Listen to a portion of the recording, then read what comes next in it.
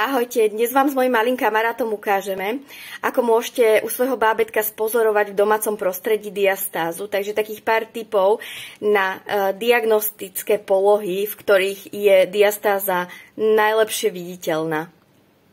Zvyčajne to môžete pozorovať v ľahu na chrbátiku, keď dieťatko zdvíha nožičky, že má troška rozostúpené rebierka do strán a má také rozvalené brúško. Tento môj kamarát už nejakú dobu cvičí a tejpujeme, takže nie vždy je to u ňoho pozorovateľné. Všimnite si túto časť brúška. My keď v terapii už diagnostikujeme, tak aj prehmatávame brúško. Vám to stačí vidieť, vidíte, teraz sa nám to tuto troška ukázalo. Keď to nevidíme, tak skúsime predkloniť hlavičku, vtedy sa nám to už pekne vykreslí. Tak, alebo môžeme zohnúť a vystrieť nožičky až pod úroveň podložky.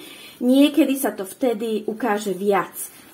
Ak ani vtedy to nepozorujeme, tak ešte môžeme spraviť jeden testík, že si dieťatko zoberieme na ruky, úplne na chvíľočku ho posadíme a potom popod pazušky zdvihneme hore a trošku sa s ním zakloníme. Vtedy už sa nám tá diastáza dosť výrazne ukáže. Robte to napríklad oproti zrkadielku. Takže, ahojte.